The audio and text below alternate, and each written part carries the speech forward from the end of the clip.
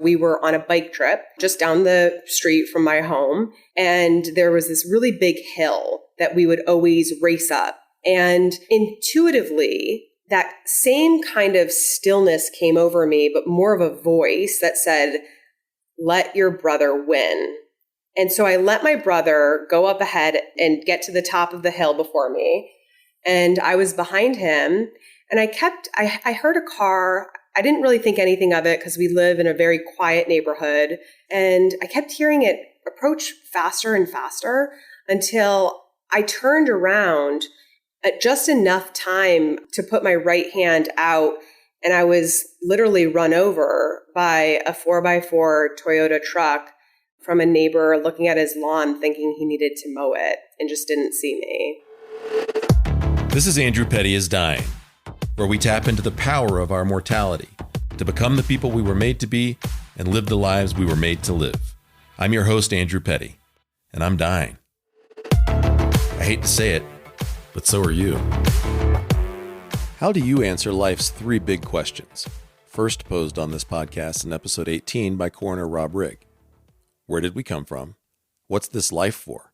And what happens next? My guest in this episode, Natalie Niksa, reveals her answers to the big three. And in doing so, she challenges all of us to consider our own answers to those questions.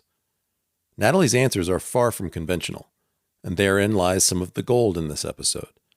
When we take time to view the world through someone else's eyes, we invite their perspective to challenge and change our own. And that, my friends, is a good thing. There's way more to Natalie's story than we could ever hope to cover in one episode, and it is a wild story. But we touch down in some of the more significant chapters of her story to see what they meant to Natalie and what they could mean to us as we continue to write our own stories. You will see the theme of death and rebirth appear and reappear throughout. Natalie, her husband John, and their son Smith live in Napa, California, where Natalie and John own La Saison, at face value a world-class catering and food provisions company that they started in 2007. But when you look just a little deeper, you find that La Saison is really more like a vehicle through which Natalie and John bring their own brand of beauty into the world to enrich others and fulfill their unique purposes. In other words, it's about way more than the food. And a more recent addition to their menu is personal life guidance via the framework of human design, facilitated by Natalie. I'll provide contact info in the full show notes for this episode for those of you who want to connect with Natalie and learn more about La Saison. By the way, La Saison means the season, to live in the present and allow life to unfold instead of resisting it. And you'll see this orientation to life bubble up everywhere in my conversation with Natalie. Now, without further ado, let's jump in. Natalie, you have such an interesting story, and of course I've gotten to know some of your story because we got to know each other in advance of preparing for this interview, but there's much of your story that I don't know, and I'm excited that I don't know a lot of it because this gives me a firsthand opportunity with the listener to tease out some of the meaning from your story that's useful to all of us. And I thought we would start in a specific episode of your story at a very, very young age. And it was when you were 7 months old. So you don't have any memory of this, but some of the impact in your life. What happened when you were 7 months old? My dad was a resident, and we were living in West Virginia when I was born. And then we moved to Hartford, Connecticut, where we lived. Medical residency, right? Medical residency, yeah. And we lived across the street from the hospital. I do believe that everything is divine, and my dad has actually saved my life twice. But this would be the first time that he really took me in his hands. I had turned blue. I had stopped breathing due to an ear infection. And he was giving me mouth to mouth, running across the street to the hospital. So that was the very first moment in terms of the stories that were told. As you said, I don't have any recollection of it, but as the storyline will continue and as the thread unravels, my dad is definitely, he was called to be a doctor for so many reasons, as we're all called to our purpose for not directly what they are, but almost more so how many people we can reach. And this is like a little bit off topic of the main stream of our conversation, but immediately I'm thinking, what a crazy ear infection that must have been to have caused that kind of trauma? I don't know exactly. I know that I suffered from several ear infections when I was an infant. And I do have a very strong belief that we do choose our parents. We choose our parents for so many reasons. And my choosing to come back here was a hard one. We can get into this now, or we can get into this later, but I do believe strongly that we come from this beautiful holding space of support in preparation to have this human experience. And the holding container, let's say, if you will, is really the destiny aspect of our story that we choose to come back to complete. And when we take that first breath, that is really when we become fated. We become fated to our parents. We become fated to the countries that we're born into. And when we step into that humanness, that's when conditioning starts, right? And so me being so little in that human conditioning after just leaving that beautiful container of more spiritual realm of where we all are held in preparation to return, I think that I was perhaps, just from what I know now, still 1 foot in, 1 foot out, let's say, which I have been several times in my life, 1 foot in, 1 foot out. What are you aware of in terms of knowing that you had this near-death experience at 7 months? You don't have any conscious recollection of it, but it did happen to you. What are you aware of in terms of how that affects you now as an adult, or does it? I don't know.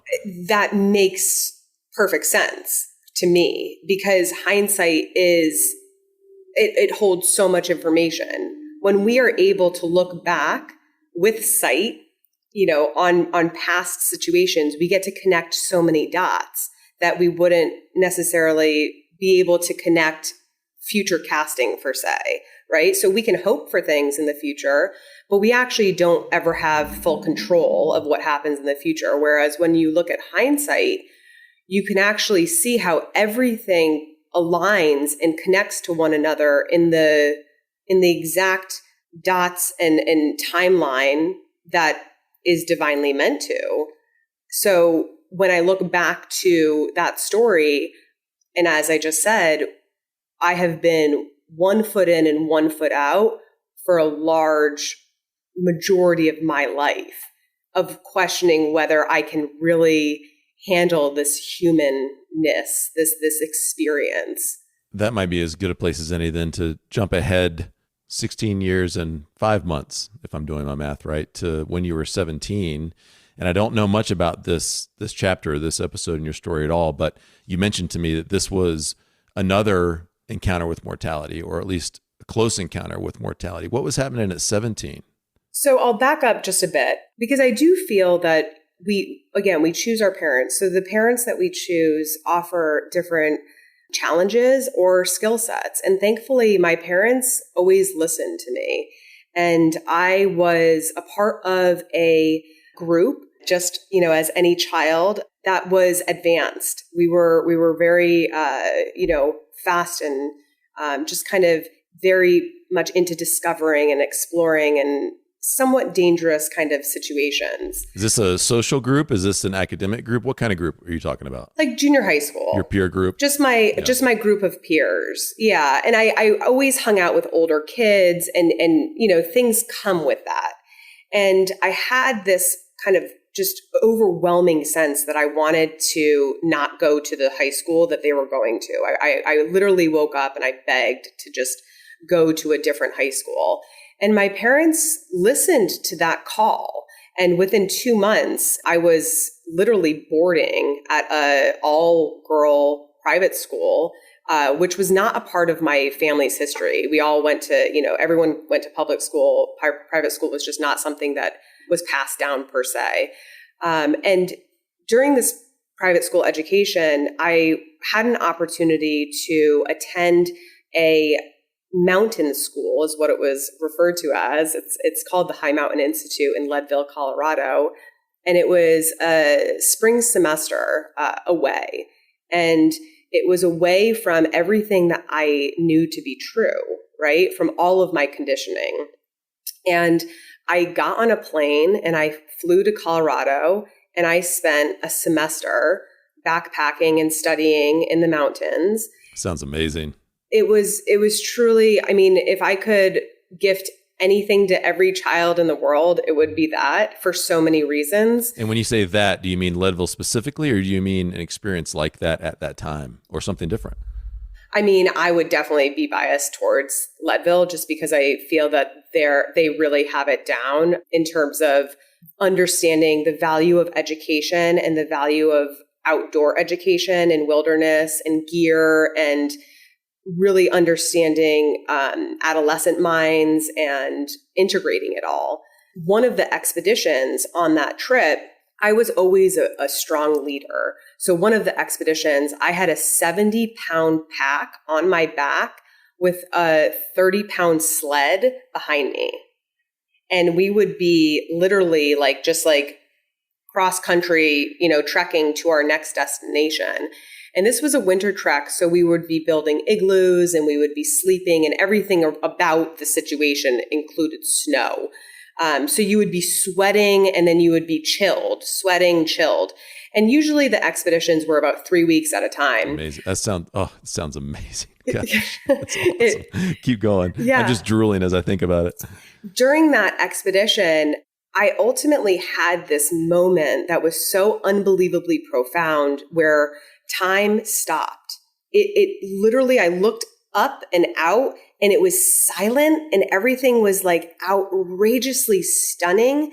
And it was probably one of my biggest core memories, at least one of the first, that this is temporary. And it hit me so powerfully and so profoundly and so beautifully. It was just so crystal clear that this is all temporary.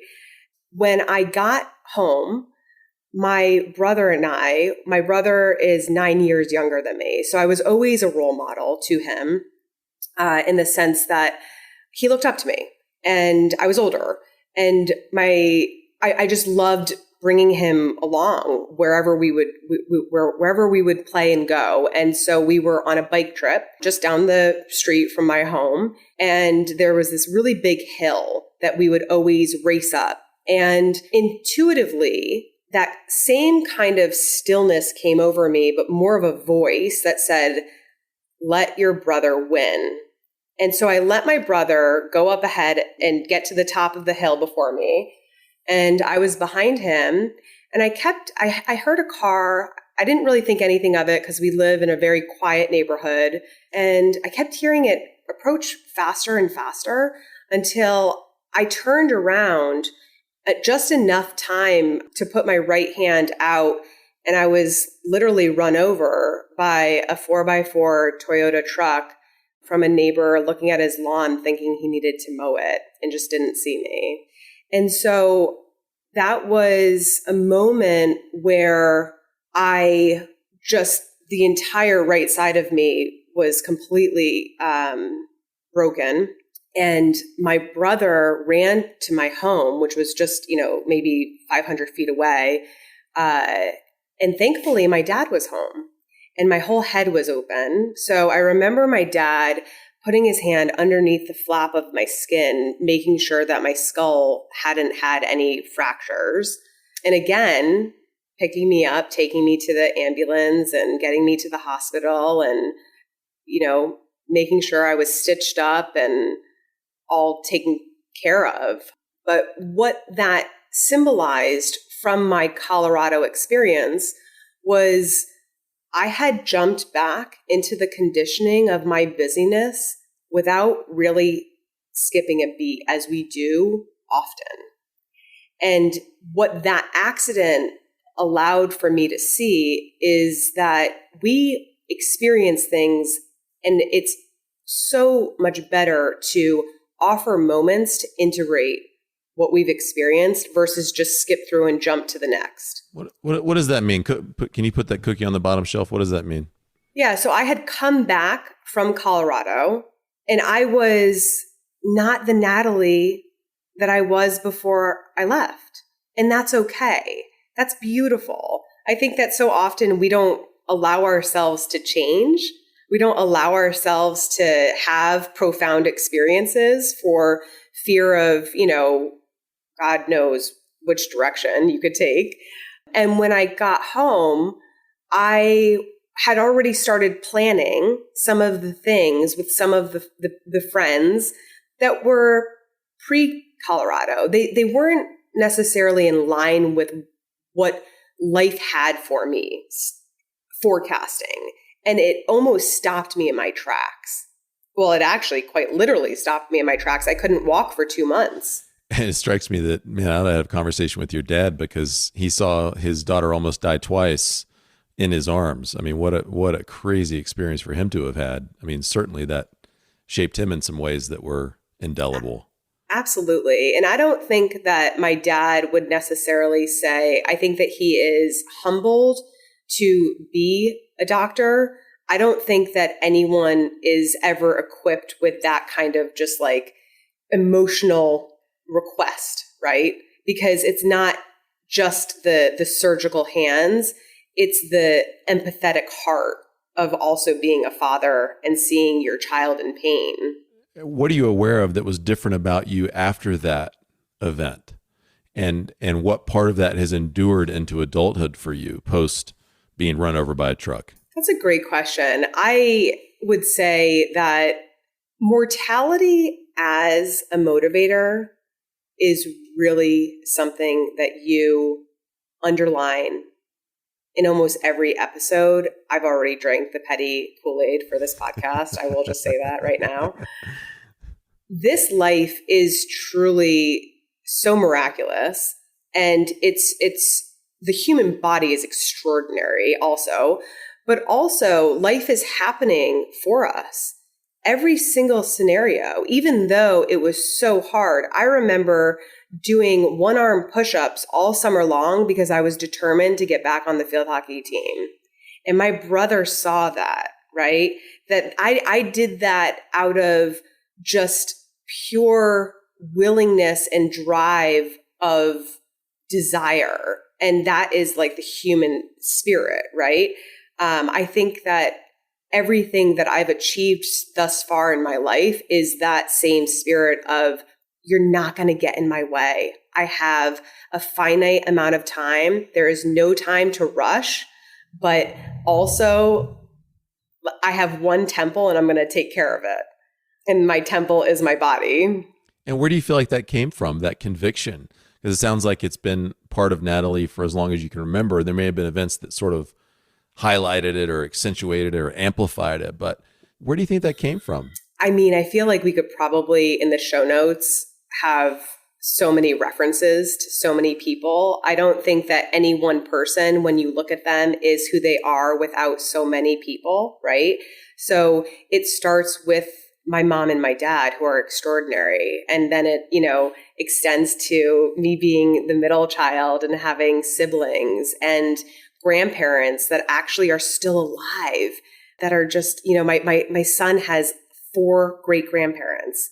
That's extraordinary. So I think that lineage is something that our ancestors really listened and bowed to, that we've gotten so busy to almost, we're not nodding as much as when we do, there's so much information there. And thankfully, I think that my closeness with my family has allowed me that thread to stay really strong, really clear, really connected to that spiritual realm, which is where we come from and where we'll pass into and where people we have cared for are or are there or have come back or are still communicating through. And from everything you've said in all of our conversations in the past too, it's very apparent that you have I don't even know the right word to use for it, but we'll just say worldview as a generic way of describing the lenses through which we look at the world. And your worldview is one that is, I'm trying to use a word that isn't a label, but it's esoteric, it's spiritual, it's all things are viewed through that lens. Tell us about that lens. If we were to borrow that lens from you and put it into our eyeglasses and look through it, what would we see? How would we see the world? How would we see life? How would we see existence if we were wearing Natalie's lenses? Well, it's a giant jigsaw puzzle. That's how many pieces we are, like billions and billions of beautiful corners and little valleys and edges. Some of us have more dips or whatnot. If you think of a jigsaw puzzle and you think of all of the pieces that make up that puzzle, every single person counts. Because if you've ever created a puzzle, you know that if you have a missing piece, that's a bummer. We are all responsible for taking care of our piece, first and foremost, and then helping each other to keep their piece intact as well. I believe that we are each given a specific karma when we are born. And the karma is not to be mean. It's not at all anything but something that we've actually agreed to. I believe that we've contracted to sign up for the karma. And the karma actually is for not only our own evolution, but it's for removing whatever that is from the collective so that we can all evolve. So that's why it's so important for each and every one of us to be committed to this self-discovery. Like if you really broke it down, self-discovery is really my spiritual practice. I do have specific labels, as you were trying to avoid, in terms of names that people all over the world would know in terms of my guidance system and my guides in general. But self-discovery, truly understanding, when do you feel your best? How do you feel good? What makes you feel truly who you were named? I love the question, and I'll ask you this actually. I love the question of what age, if any, or maybe you haven't experienced the age yet, what age would truly capture the essence of who you are? What age in my timeline so far? Yeah. If you were to think of any time that really captures when you just felt alive and just felt you, the most you've ever felt. So you're asking me that. You want me to answer it, right? If Okay, you would like to. This is fun. No, absolutely. That's fun. I like that. The thing that came to mind right off the bat was when I was 7 or 8 living in Winston-Salem, North Carolina. My buddy Drew and I were aspiring Olympians. And maybe it was because the Summer Olympics were on or something back then, and we got hyped up about it. But he had a hurdle set, a kid's plastic hurdle set, and we were out in his backyard, and we would practice hurdling for hours. And there's something about that has always been memorable to me, because it was just 2 kids in a backyard aspiring to something, no idea if they could achieve it, but of course believing that they could, and it was within their view. And that one pops to mind, so I'll just offer that one up as like, that feels like maybe the truest expression of me so far. And just because I've listened to the podcast so many times, I would actually connect that with your epiphany in your 40s of, that drive through soccer, of just competitive sports, that was, just such a marker early on in terms of something that you aspired to. And then how time asks us to reevaluate over and over again. Does this still resonate?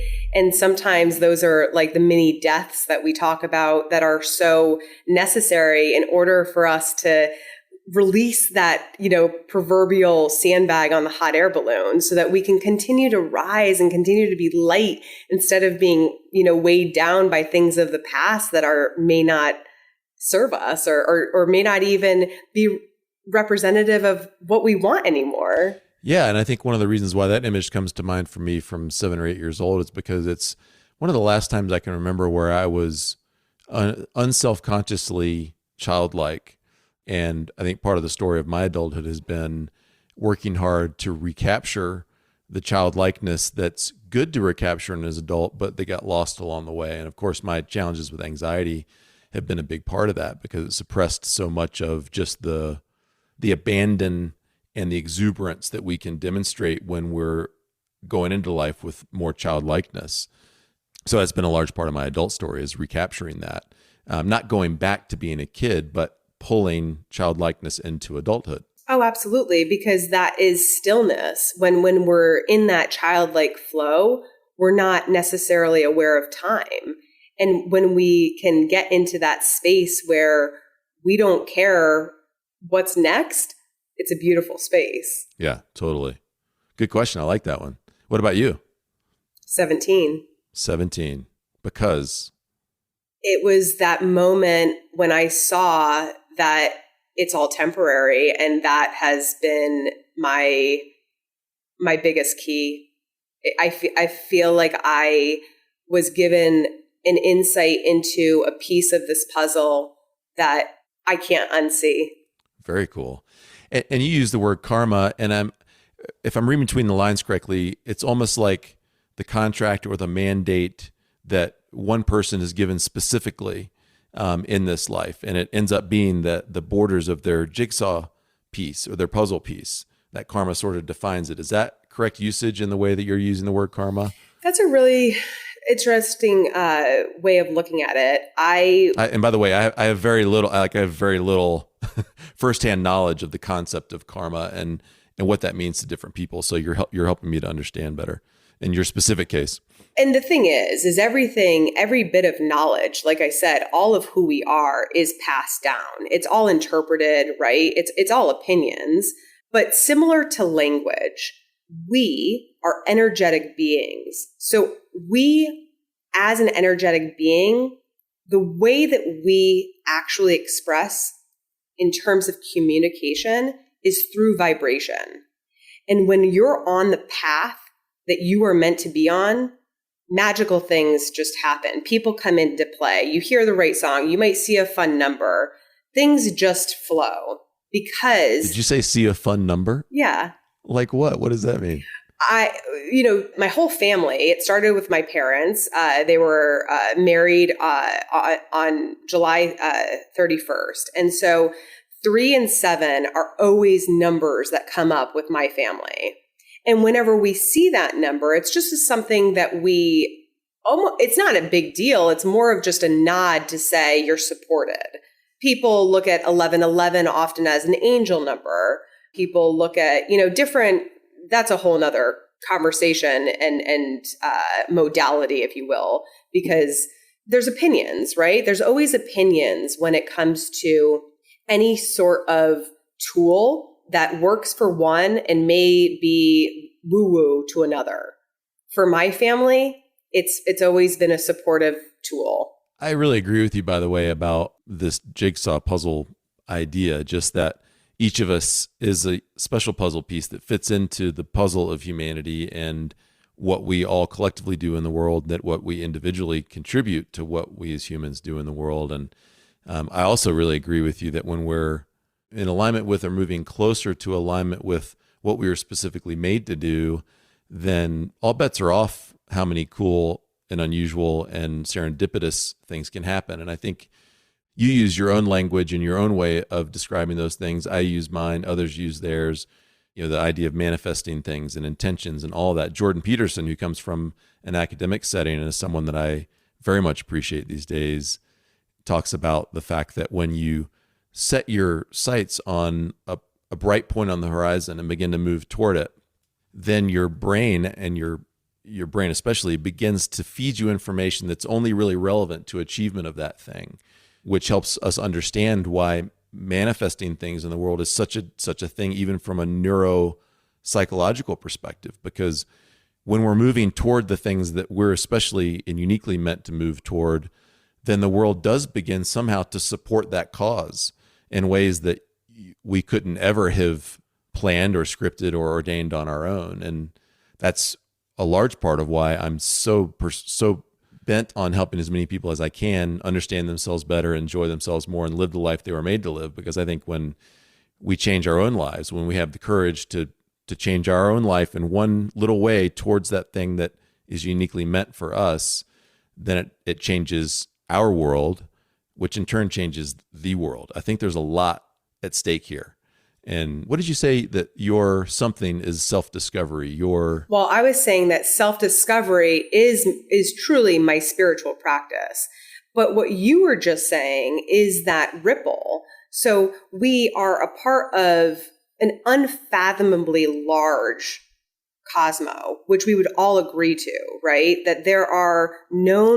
There's something big going on here. Yeah, for sure. Yeah, and there are known planets, there are known solar, systems and satellites, and the main satellite, our moon, obviously regulates and dictates our tide, right?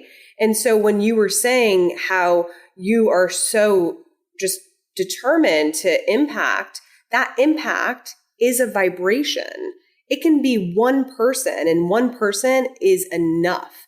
And that's where we have fallen short, because we tend to get off course when we are seeing the dangling carrot or the shiny object of someone else's life that's not our own path. Our own path will always keep us feeling complete. Scarcity is not anyone's path. I don't know if I answered the question of karma, though, because I answered it in the sense that the jigsaw puzzle is more of a vibration. If you were to look at everyone's jigsaw puzzle, almost like a light with a dimmer, that everyone has light. Every single one of us. There's not a child that is born into this world that is not pure light. It's just a matter of helping each other keep our lights on and regulating that energy. So when we talk about karma, I think the conditioning is that it's a word that people are scared of. It's a word that usually is kind of like a boomerang, that it's like it comes back to get you in a way. Right. That's how I kind of have understood it. So yeah, that's not the karma that I'm talking about. The karma that I'm talking about is more of your lineages, of all of the storylines and the threads that you may not even be able to trace because of our limitations of whether things have been destroyed due to wars or whatever it might be. However, there's a storyline for you, for your family, and so on. And that storyline connects to a greater purpose. And our greater purpose is usually intertwined with our karma.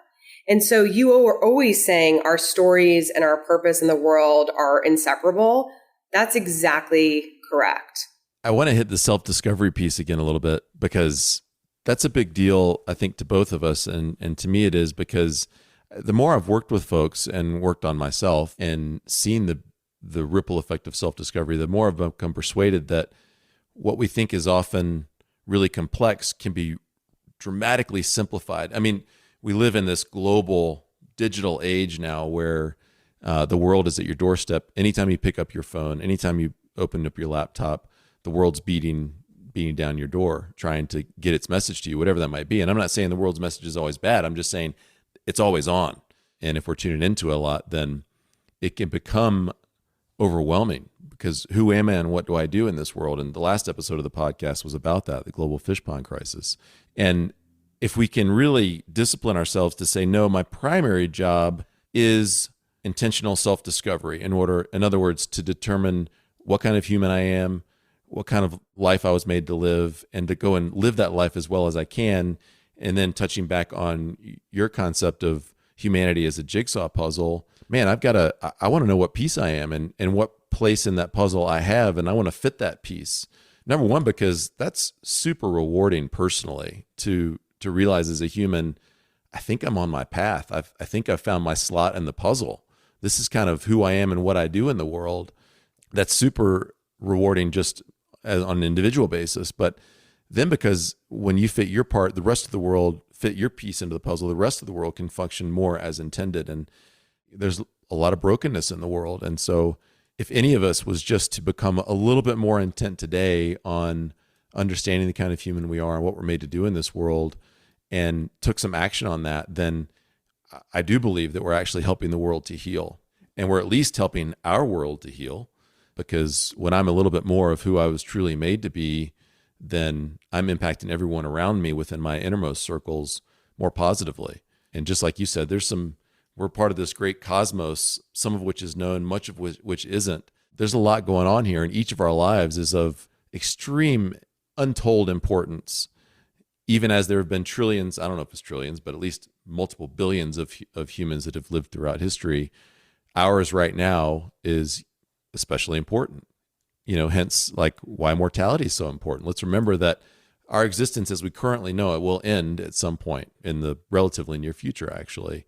And so what are we going to do with the time that we have? So then I would say that is your puzzle piece. And that's each and every one of our puzzle pieces is mortality. Because the fact that we are on the field and even able to play in the jigsaw puzzle game in and of itself is the miracle. So when we recognize that we actually are a piece, we get to play on the same jigsaw puzzle game. That recognition is the first step. It's not so much of what do I have to study? What do I have to gain? Who do I have to become? It's taking that step to say, wow, I really am a miracle. And I have so much from the get-go of breath to clothes to shelter to food to friendship to X, Y, and Z. It's not so much about the macro. We've lost our way because of the shiny objects. There's a piece of your story leading up to the accident at 17 that really intrigued me. And before I lose that thought, I wanted to go back to it real quick. And you said, I think it was somewhere around the age of 14, you were in a peer group that was kind of running fast and living hard, maybe in ways that weren't going to be super productive, or I don't know exactly what that was about. I'm just trying to read between the lines, but there was just a knowing you knew that continuing in that group, even at that school, wasn't your way, and that some other way was, and you begged to go to boarding school. Now that's a pretty unusual request from a 14-year-old girl to leave her social group, or from a 14-year-old kid, period, girl or guy, no matter what, like to leave your social group and go find this other one. And what was that knowing about? And what can we learn from your experience about taking those moments of knowing seriously? We have to get quiet in order to hear them. And the only way that we can get quiet is by creating time and space to be with ourselves. We all have an inner compass and we all have intuition. And that intuition is usually our head voice that we often dismiss as just the crazier side of ourselves. And often it actually is a little bit of a goofy kind of archangel, if you will, but it's still a part of you and it's not to be dismissed, because just like a muscle, the more you develop it, the stronger it will become.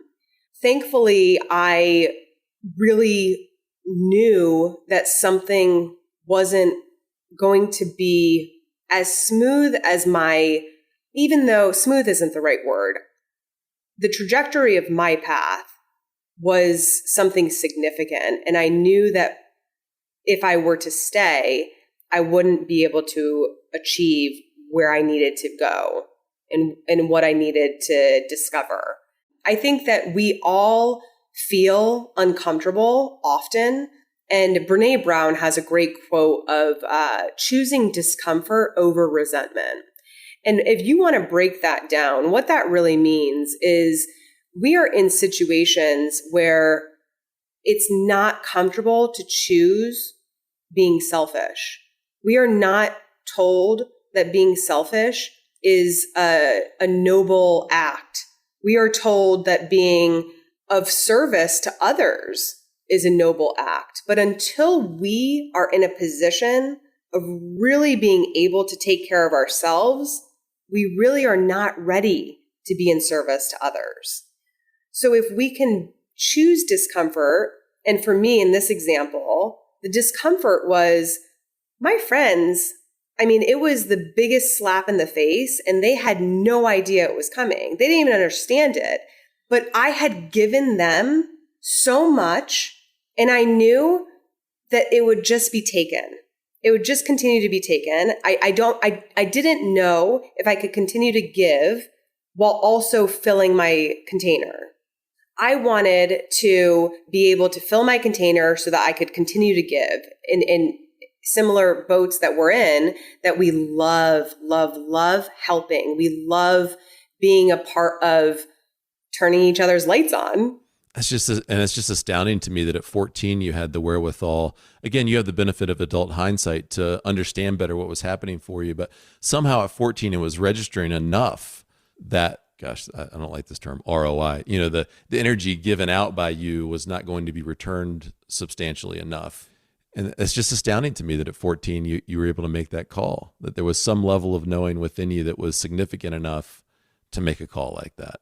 And of course, you play the tape forward. Now you see that how that decision and everything that followed really played into the destiny that you're pursuing now, and all the success you've had personally and professionally. If we were to go back in hindsight and connect dots, you would see a lot more than you would realize. If we all were to play, gosh, if I would have recognized this then, and most of us would say, I had a feeling, or my intuition was telling me something. We're not doing ourselves service to deny that. Mm-hmm. I agree. There's an episode of the podcast about our inner voice, and that's part of what you're getting at, I think, when you were talking about just the intuition and those kinds of pieces. And you said, in order to allow that way of knowing to have enough purchase for us to pay attention to it, we have to be willing to get quiet and to be able to reflect. And man, I just want to wholeheartedly commend that to our listeners. If you don't have a practice that allows you to tune out all the other stuff and to tune in more and to recenter with yourself, please get one. There are a lot of different ways of meditating. Mine is a walk out on a country road a few times a week. Sometimes cool stuff happens, sometimes nothing happens, but it's always at least a nice walk. And I've just found it's an indispensable time for me, because if I'm not having that kind of time, then number one, I get more and more disintegrated, farther and farther away from who I really know myself to be and what my purpose in this world is. And also, I don't generate the thoughts and ideas that I alone know how to generate, because I'm a unique creature, a once in the whole span of history, as far as we know it, instance of Andrew Petty. And so that means I've got some unique things to think and say and do in the world. And I don't get to connect with those things if I'm not on my own every once in a while, just allowing myself to slow down and see what comes up. And that really is kind of what it is for me. Those walks are just an opportunity to see what comes up. And again, sometimes nothing specific or magical comes up, but it still was a nice walk. But then other times I realize, oh, this is the next thing that needs attention. Or sometimes I pose a question to myself that I didn't even know needed to be posed. And then I can begin to pursue answers to it. And so, especially in a world where our phones are often by our beds, it's the last thing we see. Before we go to bed, it's the first thing we pick up. The news cycles are, every 30 seconds is a news cycle. And we're in a fight I think it's like we're in a fight for our lives. We're having to fight to secure and live out our life in the world, when so much of the way the world operates today is trying to tell us how to do that. And so I hope those of you listening will take a page out of Natalie's playbook and be willing, if you don't already, to secure some time to yourself, just to frankly listen to yourself. And I don't know what listening to yourself is all about, by the way, in this inner voice thing. And I do come from a faith tradition that leads me to some conclusions about where that inner voice comes from. I mean, I think when my inner voice is speaking to me, it's not just a voice implanted within me. It's a voice implanted within me that is in touch with the divine, that's whispering to me the truth of my existence, and then helping me to know how to take the next step to fulfill my specific calling in the world. And this inner voice to me is hugely helpful, hugely reliable. I'm not going to say infallible, because we can certainly trick ourselves, but I am going to say, when I've listened to it and taken action on what I hear, only good things have happened. And when I tune out and I tell that inner voice, okay, I hear you, but my life experience, other people's voices, other things are telling me to go this direction, it puts me at odds with the world somehow. So what you just described is vibration. So the way that you're communicating to the divine when you are listening to that inner voice is basically a vibration that means that you're trusting, that you're at peace, that you're surrendering, that you're bowing, right? That you're in flow. And when you do that, and that is the discomfort that I was talking about in Brene Brown's quote of choosing discomfort over resentment, when you are able to really follow through with that inner voice and things generally do happen the way that they're meant to happen and they feel good, you literally are developing that relationship on the other side, that trust relationship, so that your container, your capacity opens to just receive more. Our dreams are so small in comparison to what's possible. If we were to actually take this jigsaw puzzle analogy and just kind of expand on it, in a way, we are each our own universes walking around. If you were to really conceptualize how dynamic the human body is in terms of all of the entire nervous system, let alone cognition and emotions and hormones, right? I mean, it's just massive. It's universe within us. Yeah. It's a universe within us that every single one of us is walking around as our own universe, which just means that the container is that big. And then if you were to just step back for a moment on those walks where you are integrating time with yourself to actually hear, to actually listen, everything that we use is just someone else's idea, which means that literally anything is possible. So if mortality is not enough for a motivation, the fact that our own individual universes can literally be the next creator of the next whatever that you gift to this world. I totally buy that. Hook, line, and sinker. And again, I come from the Christian faith background, and there's a passage that said that it's sort of ending in a word of praise to God, and it says, "To him who is able to do exceedingly and abundantly beyond what we can ask or imagine, be the glory, ... and sort of it finishes. But as just in the past couple of years, as I have trained first realized I'd lost the childlike, or never fully developed the childlike ability to want good things and to expect good things, and began to retrain myself to want and expect good things, and that it was okay to do so. That passage has come up time and time again, because I thought, man, if it is really true that God can do more than I can imagine, then part of my job is to imagine as big as I possibly can and to dream as big as I possibly can, and to go to do. And this isn't like in the Western way of like, well, then, 10x your productivity. I don't mean that. Like, it's not an aggressive mindset toward achievement or possession or procurement of things and accomplishments, as much as it is. I heard Jordan Peterson's daughter say recently that for her, what she's doing in life is kind of all about, well, let's just see how far this thing can go. Like, what am I capable of? Let's just go big and see what happens. But many of us don't do that. And I hope some folks listening today will be encouraged to do that just a little bit more. In your opinion, what are some of the barriers to us being willing to dream big, think big, want big, to be enlarged and expansive rather than contracted? How come we go small how come we think and act small rather than think and be big? I think that it's all about definitions, right? We are not meant to be homogenous.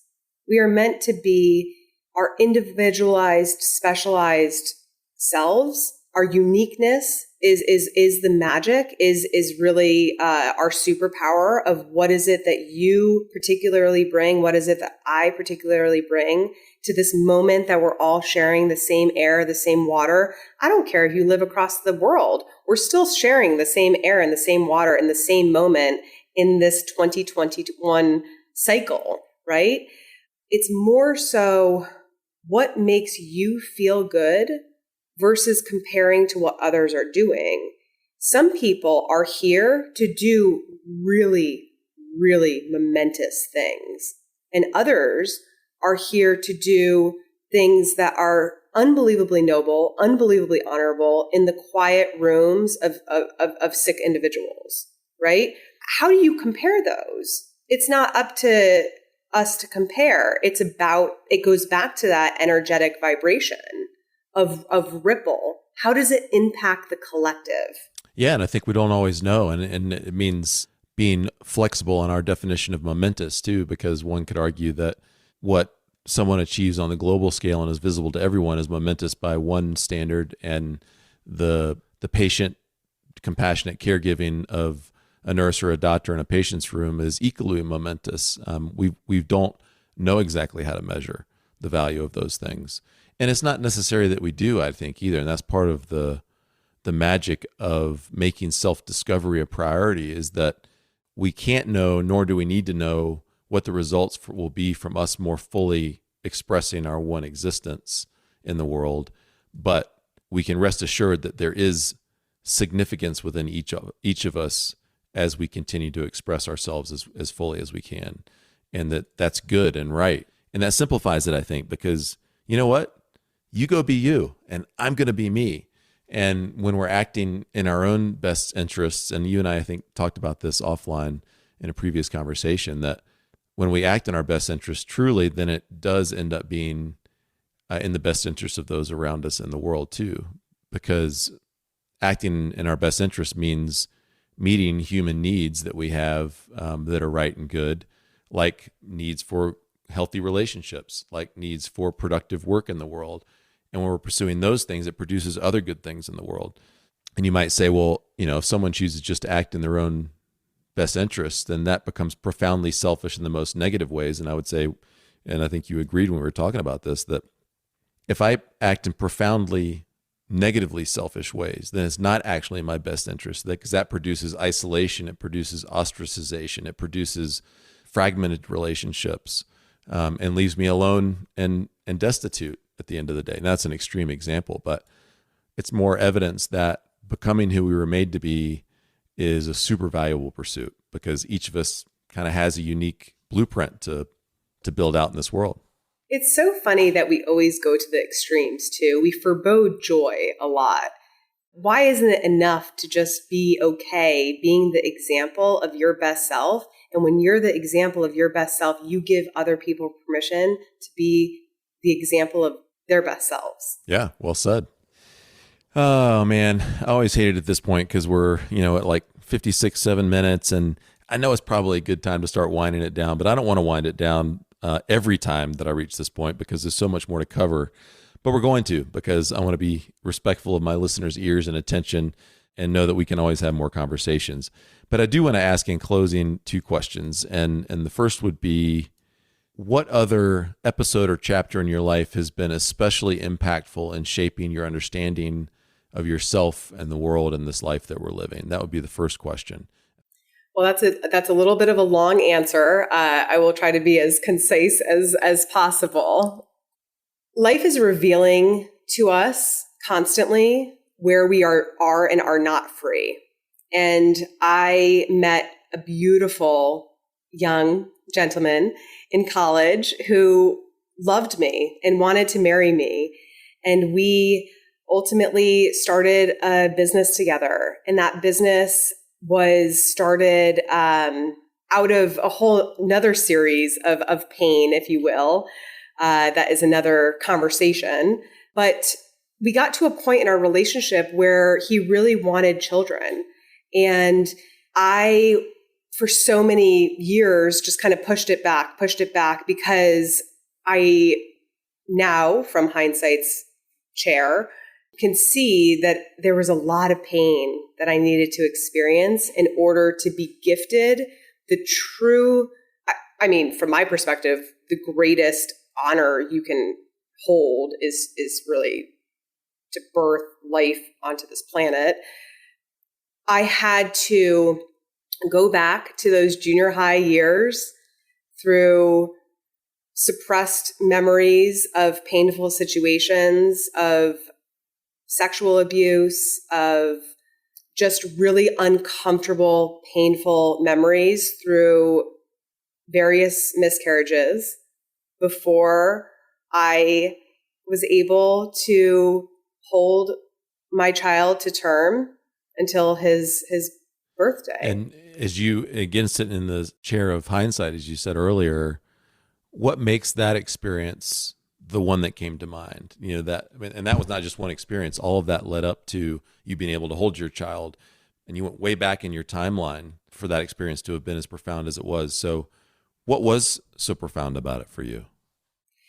Well, it connects to so many of those suppressed, conditioned memories that if we don't take the time to face, we will continue to stay on these loops of scenarios coming up that we don't want to continue to return. Until we face the scenarios that are, resurfacing, we have to integrate them before they can disappear, per se. So what was so profound for me is the fact that, there's so many synchronicities and connections. My miscarriages and conceiving was a 3-year process.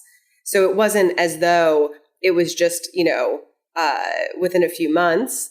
3 years of really painful memories of physical pain as well, that I had to literally, I did not have to do anything. I chose to show up and clean out so that I had more space to receive more light. Oh, that's a specific example in your story. But folks, man, I want you to hear how Natalie's willingness to become more intimately acquainted with her story, even though she had already lived those chapters of your story, there was a sense in which you weren't yet intimately acquainted or intimately relating to those parts of your story and aware of their present day real world effect on you. And all of us, I would say, bar none, 100%, have parts of our story that aren't yet more fully integrated. And this can sound kind of mushy. Like, what do you mean go back and look at my story and figure out how to, I get it. And it is, quote, kind of mushy work compared to some of the other ways we produce in the world or things that we understand in the world. But I can tell you it's some of the most substantial work we can do to become more intimately acquainted with our story that's already occurred, so that the next chapters that we can write with even more skill and finesse and beauty and intelligence than we've written in the past. And some of you listening right now are realizing, there's blocks in my heart and in my mind and in my life somehow that relate to the story, parts of my story that have already occurred. And you can deal with that. You can integrate your story. You can more fully mature up until this present moment. There's a little Andrew that still needs tending often, who didn't get some things or didn't do some things back in the day that I should have got or should have done. And now as an adult, we don't, in my opinion, nor should we attempt to go secure those things from our parents any longer. They did their part. They kicked us out rightly.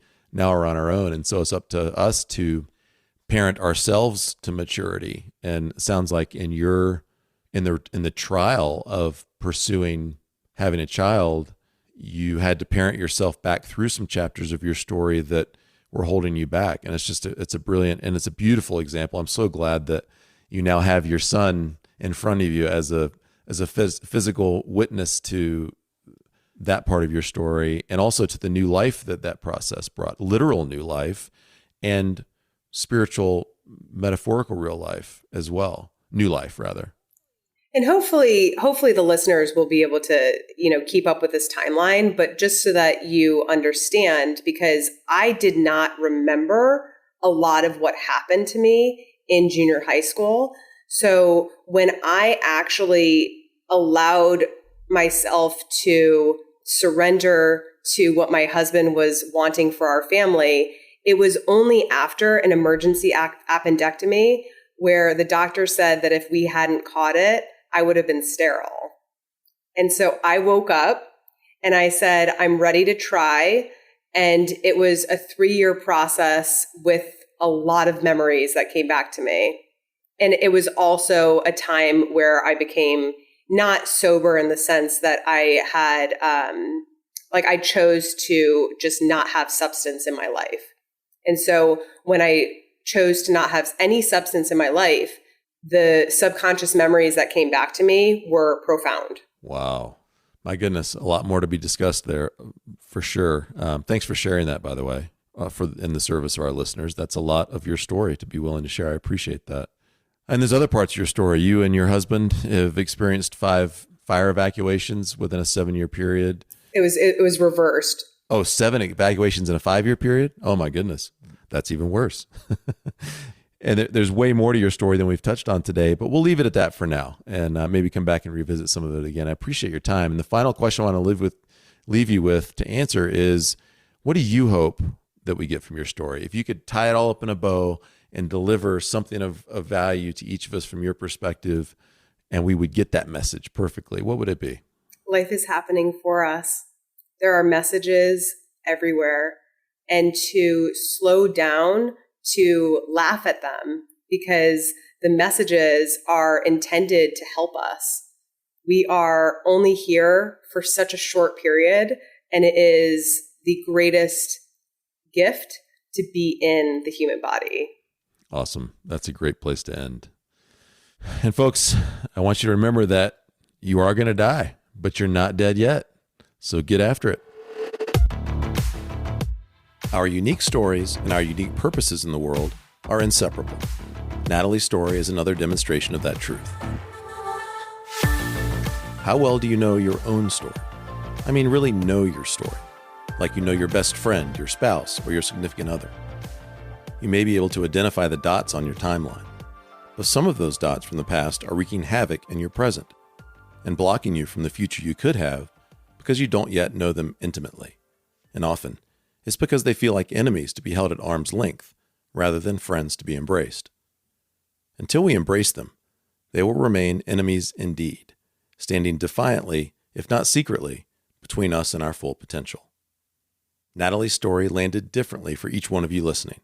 That's awesome. It's part of the mystery of stories, that one story can affect so many people so differently and in just the way each person needed. And I hope this episode has also affected each of you in one shared way. I hope Natalie's story has encouraged you to become even more intimately acquainted with your own story, so that, like Natalie, you can fulfill even more of your potential in the world, for your own enjoyment and the world's benefit. Natalie reminded me of this quote from Carl Jung in the days leading up to our recorded conversation, and it's a perfect bow to tie on this episode. Until you make the unconscious conscious, it will direct your life, and you will call it fate. We won't fully understand our story without the compassionate, curious support of other people. They see our story and us within it in ways that we simply can't. I can be a compassionate, curious partner for you, helping you to become more intimately acquainted with your amazing story, so it can inhibit you less and empower you even more moving forward. What are you capable of when you're even more completely you? That's very much worth finding out. Connect with me on Facebook or Instagram at Andrew Petty Coach. Visit digdeepwinbig.com or email me at andrew@digdeepwinbig.com. I'm so glad you tuned in today. Don't forget to follow this show, and I'll see you next time on Andrew Petty is Dying.